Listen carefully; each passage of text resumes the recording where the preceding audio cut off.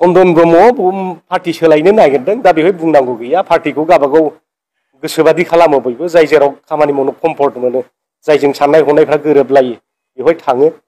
दिनै हाग्रामा महिलारि सारजों चन्दन ब्रह्मजों मा दाय जालायदों बेखौ भिक्ट'रिया बाथ्राफोरखौ जों मिथिजोबा ना बेयो बेक्तिगत गोसो जानानै थांदों ना सोरखौबा गाज्रि मोननानै थांदों बे गावनि खोथा दा चन्दन ब्रह्म थांब्ला जे जोंनि पार्टिया खति जागोन बे नङा बान्दर मिया थाङो सुन्दर मिया फैयो पार्टिया जेबो खहा जाया बेवहाय बे जोंनि खालि बिपिएफ दोलो नङा अनेकथा दोलोफ्राबो दिनै बिदिनो सोरबा लिडारा थांदों फैदों बिदिया सोलिबाय थायो दा जोंनाव नाय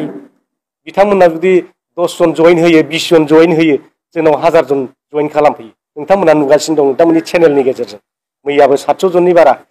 जइन खालामबाय हाग्रामा महिलारि सारा गावनि आखाइजों आरो दिनैबो हाग्रामा महिलारि सारा कुसुगाव 6टा मिटिं लादों बेवहाय खमसे खम 6000सो मानसिफ्रा जइनिं जानायनि बाथ्रा दा बेबायदिनो जोंनाव रोजा रोजा रायजो राजाफ्रा जइनिं खालामफैगासिनो दङ जों थाखा फैसा होनानैबो रावखौबो जइनिं खालामा खिन्थु जों खोनादों इउपिपिएलआ माने जइनिं खालामा 500 थाखा होयो 1000 थाखा होयो जबरदस्त आइजोफोरखौ लेंलाङो आइजोफ्राबो 500 थाखा मोनगोन होननायखाय ज' थांनानै 500 थाखा मोननांगौनि खाथिराव जइन जाफ्लाहैयो बेखौ दिनै जों खोन्थाबाय थादों जोङो फैसा होयो होननायखायसो थांदों होननानै जोंनो खोन्थाफिनो दा बेबायदिनो बिथांमोना थाखानि लब देखाय देखाय जइनिं खालामदों खुनु बर' रायजो राजाया दिनै बिथांमोननो भट होनो थाखाय थियारि नङा दिनै बिटिसिखौ गोख्रों जाजाफिननायखौ बयबो लुबैदों 17 बोसोराव जेबायदि मान मर्यादा लानानै बिटिसि सालायदोंमोन इएमफ्रा जोंना आगे फिसे दिनै बडिगार्ड लानानै एस्कर्ट लानानै लाल बाथि फोजोंनानै साइरेन दामनानै गिदिंनो हायोमोन दानि इएमफ्राथ' मा दङ बे पन्सायतनि चेयारमेनफोर बादिसो जानानै दङ जेबो पावाराबो गैला दा डिसिनि आखायाव थांजोब्बाय पावारफ्रा डिसिखौसो रिकुवेस्ट खालाम बिथांमोना खामानि लानांगौ जायो दा ओंखायनो रायजो राजाफ्रा जोंनि बिटिसि मोनखानाय जोंहा मोनसे स्टेट नङाबाबो मिनि स्टेट बादिमोन बेहा पावारा दा खिन्थु बिटिआरनिखौथ' बिदि जेबो लिरनाय गैया दा ओंखायनो रायजो राजाफ्रा बिटिसि जों आलादा रायजो मोनाखैबाबो बिटिसिआनो मोनसे बिराद मोजां पावारनि मोनसे अट'नमि थानाय मोनसे स्टेट उइदिन दा स्टेट बादि मोनसे मर्यादानि मोनसे रायजोखाय दिनै रायजोफ्रा बेखौनो लुबैफिनदों दिनैहाय कम्पेयार खालामनानै नायबा नोंथां मोनगोन कम्पेयार खालामबा बिटिआर सुक्ति आरो बिटिसि सुक्ति मा लिरनाय दं दा 60टा समस्ति जानो नागिरदों बेवहायथ' रोखा लिराखै जे ट्राइबेलफोरनि थाखाय 40टा सिट जागोन होननानै खिन्थु बिटिसि सुक्तियाव मोनदों 40टायाव 30टा एसटि जागोन दा होमबा बिथांमोना जेबो स्पेसिफाइड खालामना लाबोआखै दा बेवहाय नोङो 60टा समस्ति जाबाय इएमफ्रा साबसे जागोन बेबो लिरनाय गैया आरो बेवहाय इएमफ्रा मा मर्यादा मोनगोन बेवहाय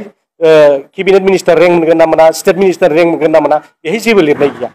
दा ओंखायनो जेबो स्पेसिफाइड गैयै जेरै गोदाव सोराव रनसाय लिरनायफोर बादि मोसौ रनसाय लिरनायफोर बादि लिरलाना लाबोनाय मोनसे एकर्ड बियो दा ओंखायनो गोसोबादि हेमन्त बिश्व शर्मा मानाव गेदेर बिथाङा जानला मोनला सालायहरगासिनो दं दा ओंखायनो इएमफ्राबो 19 जन 20 जन गाहाम जालायबाय दा बारायनानै जेबो स्पेसिफाइड लिरनाय गैया दा दिनै जों नुनो मोनदों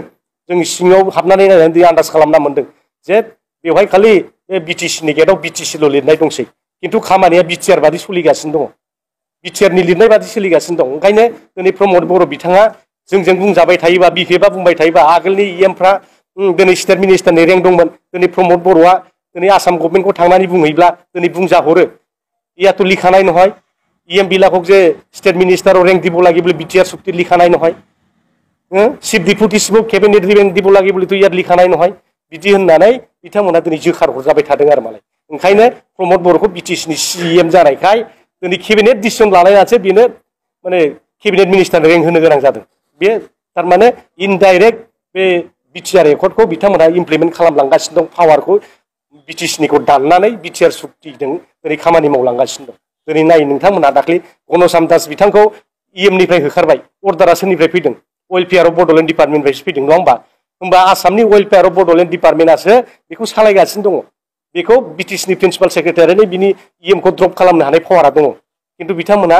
बै माबानि आसाम गभर्नमेन्टनि वेलफेयार अफ डिपार्टमेन्टनि प्रिन्सिपाल सेक्रेटारिखौसो बे साहु होननाय सासे प्रिन्सिपाल सेक्रेटारि बेखौसो दिनै ड्रप